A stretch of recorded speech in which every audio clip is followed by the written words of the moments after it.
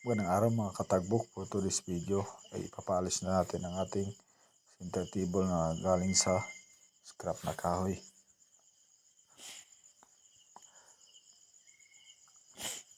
So dito maghalo lang tayo ng sanding sealer, lacquer flow at lacquer thinner. So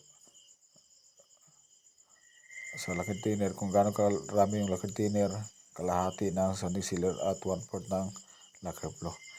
So dito first coating na tayo gamit ang sanding sealer, lacquer thinner at lacquer flow. So dahan-dahan lang mga katagbok kasi matatanggal yung kulay na in-apply natin. So sundan yung part 3 natin. So nagkulay tayo.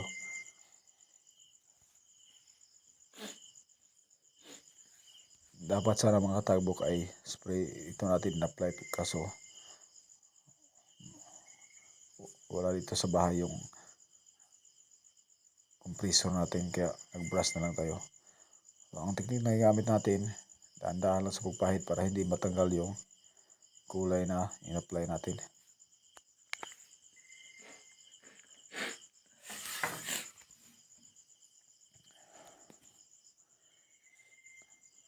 So dahil nag-brush lang tayo mga katagbok, medyo matagal lang kasi dahan-dahan lang yung pag-brush natin. Kasi kung gamit tayo ng compressor, mabilis lang to kasi titirahin mo na lang diretso. So dahan-dahan lang tayo mga katagbok.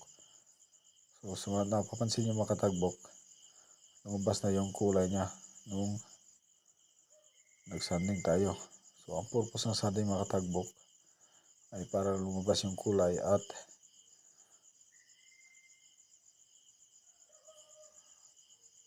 sisipsipin ito ang varnish natin mga katagbok para kumapal din.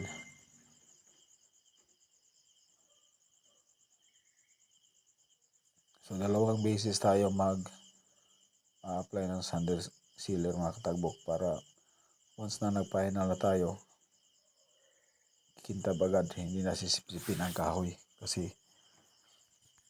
nag-apply na tayo ng sanding sealer. Kakapala yung varnish.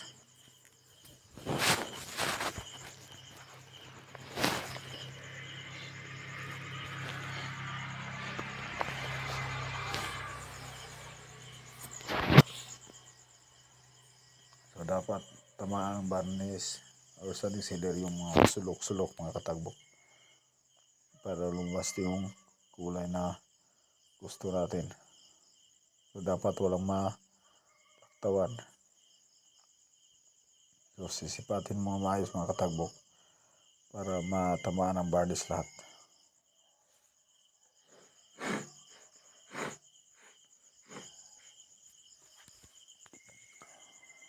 So yan. So makikita yung mga katagbok, matkita pa siya pag unang pahid, pero sisipsipin pa yan ang kahoy.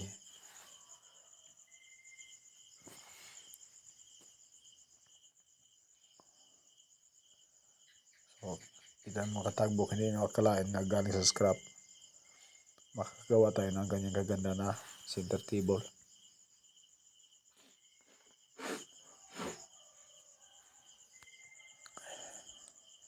So tapos na yung sa top natin mga katagbok, yung sa ilalim naman.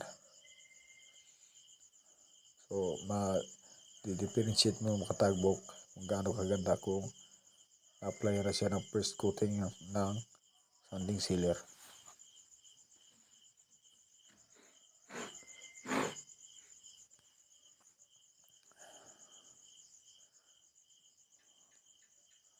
So kunti na lang, matatapos na tayo ng first coating natin.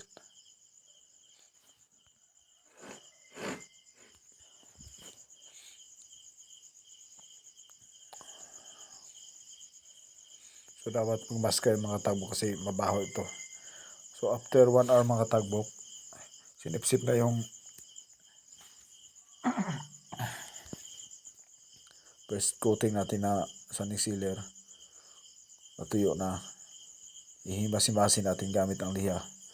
So hindi masyadong idiin mga katagbok kasi yung inaalis lang natin yung mga magaspang lang. So yung kunting gaspang, so kailangan himas-himasin lang. Kasi pag dininan mo ng mabuti, matatanggal yung kulay niya. So himas-himas lang. So himas-himasin mo kung saan yung magaspang, yun lang ang liha-lihain mo. So dahan-dahan lang.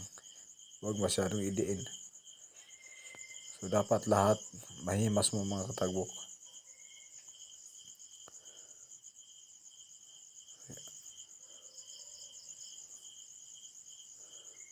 So dapat walang balaktawan para paghimas, para pag second coating mo ng sanding sealer, smooth na siya mga katagbok.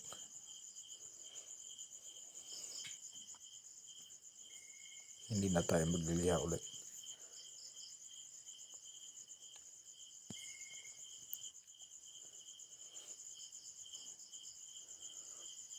So ito ang isa sa nakaantok na trabaho sa paggagawa ng pulit sa mga tabok, yung pagpapalis niya, kasi kailangan ng habang pasensya. Although hindi siya masyadong mabigat, medyo boring lang talaga.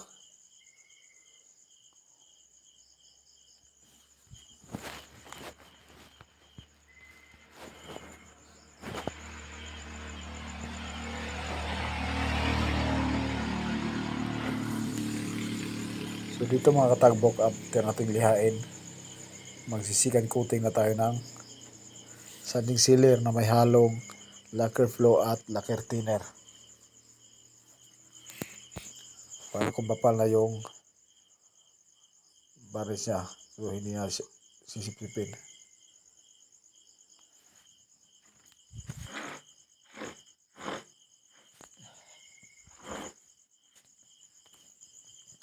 So dahan-dahan pa rin kasi pwede pang matanggal yung kulay pag nabasa. So second coating na tayo mga katagbok ng sanding sealer. So 2 beses lang natin itong lalapatan ng sanding sealer. So pangalawa na to, last na lapat ng sanding sealer.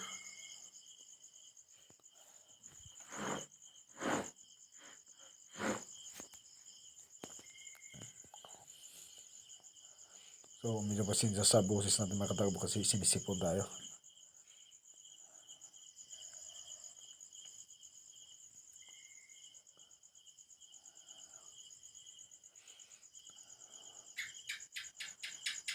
So ayos na yung top natin mga katagbok.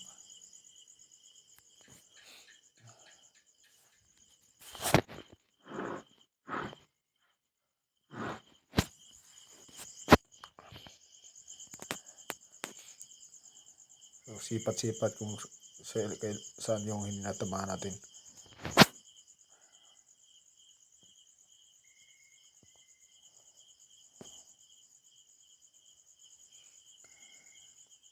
So nagkat na tayo dito, magpa-final coating na tayo mga katagbok gamit natin ang top coat na Hudson. So maganda dito mga katagbok, mabilis na matuyo, tapos hindi madaling masira kasi top coat na Hudson yung pang final natin. So sa mixing niya, pares yan, yung hardener at saka yung parang thinner, at maglalagay pa rin tayo ng thinner, kunting thinner at saka kunting lacquer flow para hindi masyadong pure o hindi masyadong sticky.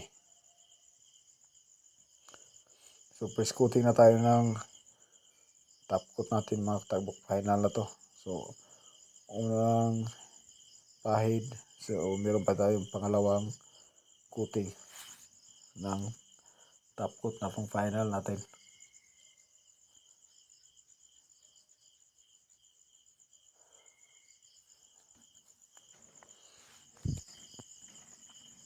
So ganun pa rin, dapat walang malaktawan para makintab na makintab.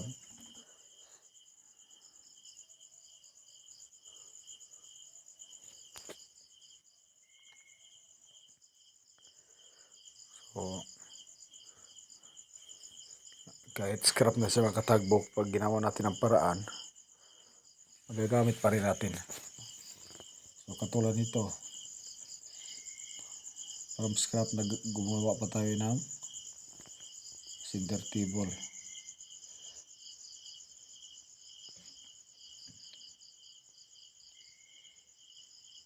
So dahan-dahan lang.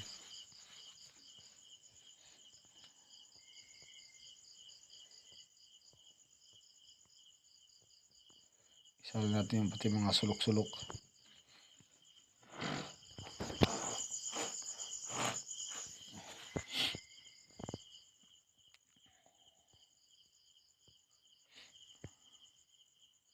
So, dapat magmas kayo dito mga katagbok kasi mabaho talaga tong banis na to.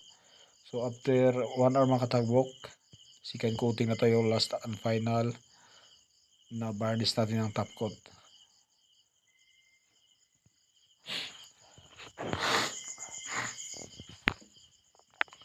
So pangalawang final natin makatagbok ng top coat na Hudson yung brand.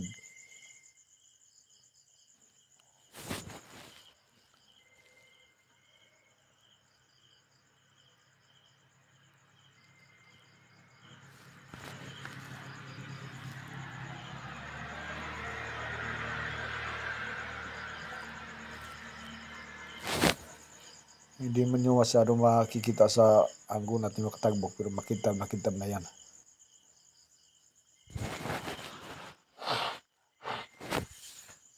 Kahit lang ang pag dumapo yan, masaslide na sa sobrang kintab.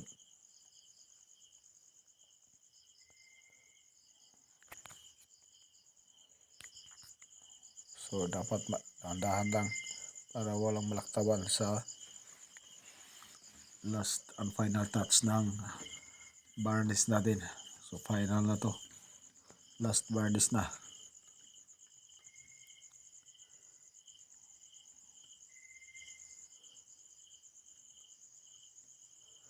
So maraming salamat palagi sa panonood mga katagbok. So sa pagsusubaybay from part 1 to part 4. So natapos na rin yung center table natin na galing sa scrap.